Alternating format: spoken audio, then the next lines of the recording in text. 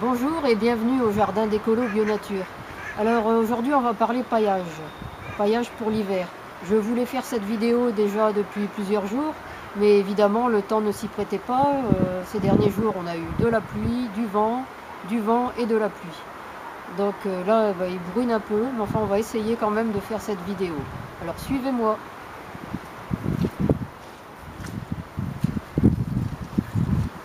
Donc nous allons parler paillage. Paillage pour l'hiver, donc il faut couvrir les buttes l'hiver, cela améliore la terre, ça évite que tous les nutriments soient lessivés par les pluies, donc il ne faut pas hésiter à mettre des grosses couches de paillage. Alors quoi mettre en paillage? Eh bien vous pouvez mettre ce que vous avez sous la main. Là par exemple vous voyez, ce sont des astères, il y a aussi des branches d'herbes aromatiques, en dessous il y a des feuilles. Alors puisqu'on parle des astères, eh bien regardez, je n'ai pas coupé tout le pied. Et il reste encore quelques branches. Pourquoi? Eh bien parce que cela permet aux oiseaux de trouver encore quelques graines pour se nourrir et ça fait quelques abris pour les insectes. Donc quand vous avez des plantes à couper pour l'hiver, ne coupez pas tout, laissez-en toujours un peu. Il faut penser à la biodiversité pour votre jardin. Alors on va aller voir d'autres carrés ou d'autres buttes paillées. Alors ça fait un peu floc-floc parce qu'il n'y a plu énormément toute la matinée.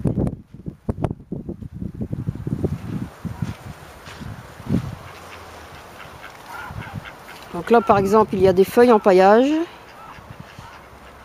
Alors là ce que vous avez sous les yeux ce sont des petits pieds de reine Claude. Des noyaux que j'ai mis en terre l'année dernière. Après avoir mangé les prunes. Eh bien j'ai simplement mis les noyaux en terre et vous voyez maintenant j'ai des petits arbres qu'il ne me restera plus qu'à planter dans quelques jours et à offrir autour de moi. Alors puisqu'on est par ici, je vais vous montrer ce que je fais pour les topinambours.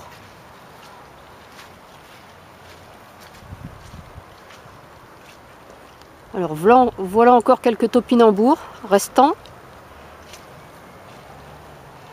Alors les pieds, vous voyez j'ai commencé à couper les tiges fanées.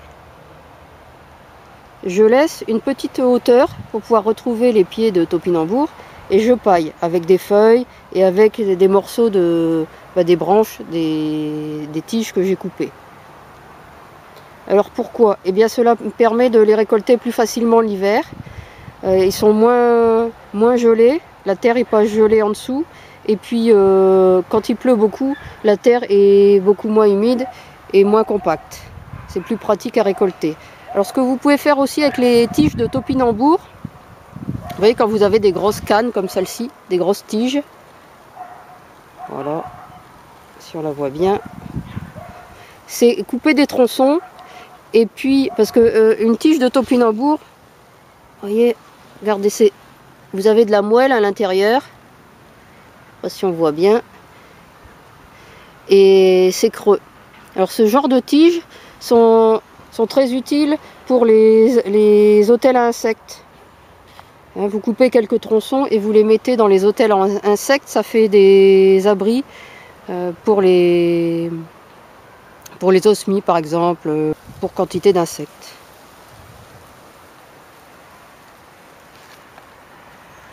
Alors on continue dans nos paillages. Et donc je vais vous montrer de l'autre côté qu'il ne faut pas hésiter à mettre une grosse couche. Alors en passant, là, je vous montre mes ocas, les ocas du Pérou que je vais récolter normalement ce week-end, puisqu'ils annoncent les premiers froids ce week-end.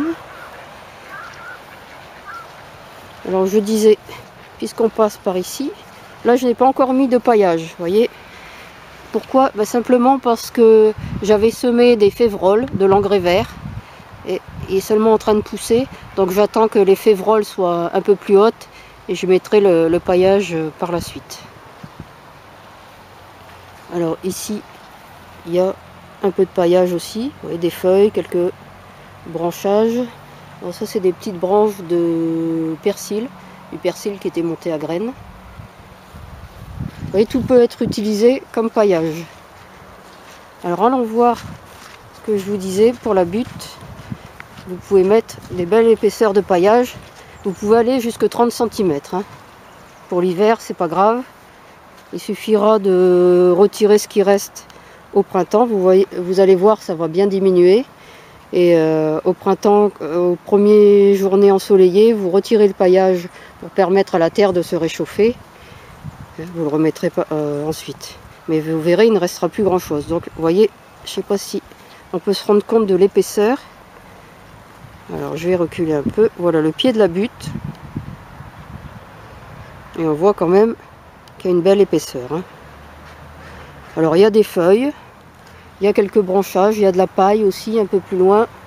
Là c'est encore des branches de persil.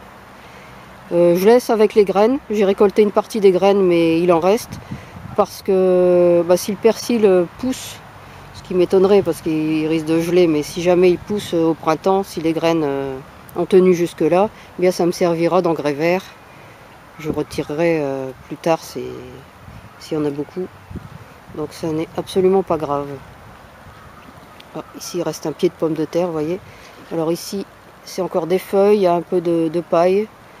En fait c'est la litière des poules. Que je les nettoie chaque jour et je me contente d'enlever les fientes de poule du jour, ce qui me permet de tenir une semaine complète avec leur litière sans devoir la changer. Donc j'enlève que les endroits où il y a des fientes et puis je les mets comme ça sur les buttes. Alors la butte n'est pas paillée jusqu'au bout puisqu'il reste, vous voyez au fond, un pied de yacon, de poire de terre que j'ai pas encore retiré. J'attends qu'il commence à faire froid pour pouvoir qu'il commence à geler pour pouvoir l'enlever. Dans les buttes à côté, j'ai commencé aussi à pailler, mais pas partout parce qu'il reste encore des radis d'hiver. On va terminer cette vidéo par quelques vues des buttes. Voilà. Ici, il y a encore beaucoup de choses. Il y a de l'herbe aussi, mais que je laisse pour l'instant. Ça évite que la terre soit nue. Alors, il y a pas mal de feuilles de blettes encore. On est quand même passé mi-novembre. Voilà, c'est envahi de capucines. Il y a encore des fleurs. Voilà, des capucines, j'en mange encore régulièrement. J'en ai déshydraté. J'en ai congelé, mais il y en a encore. Là, il reste encore quelques cyclanthères, mais c'est la fin. Je pense que ce week-end, ils vont pas résister s'il commence à faire froid. Alors, vous voyez, là, c'est paillé aussi.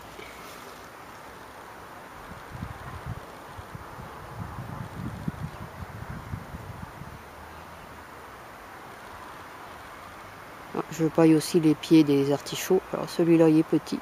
Je vais vous en montrer un plus beau. Il y a encore des choux à manger, vous voyez, il y a encore plein de capucines. Ça sert aussi de paillage, les capucines. Puisqu'elles vont geler, et puis les tiges fanées qui auront gelé, les fleurs, tout va rester sur place. J'enlève rien, ça sert de paillage. Avec un shoot de menton entre deux.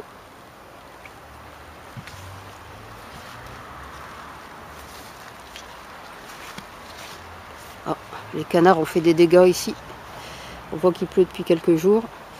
J'avais des belles allées engazonnées. Et là, ça a été massacré par les canards.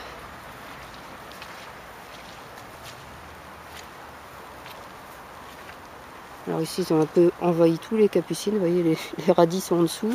J'ai des pauvres carottes. Je ne sais même pas si on va pouvoir les voir. Entre les fleurs et les capucines. Entre les cosmos. Alors c'est pareil, ça, les tiges de cosmos, c'est très bien pour servir de paillage. Alors je vais vous parler de l'artichaut. Voilà, un bel artichaut. Donc j'ai commencé à pailler aussi le pied. Et là, en paillage, je sais pas si on peut voir, il y a des feuilles de maïs. Donc tout resserre au jardin, comme paillage, comme mulch. Si vous avez de l'herbe, vous pouvez mettre de l'herbe. Vous pouvez mettre des plantes fanées. Surtout surtout en hiver, vous pouvez mettre vraiment tout ce que vous voulez. Paillage. Si vous habitez près de la mer, vous pourrez aussi mettre des algues. Voilà, cette vidéo sur le paillage dans le jardin d'écolo Bio Nature est maintenant terminée. À une prochaine fois.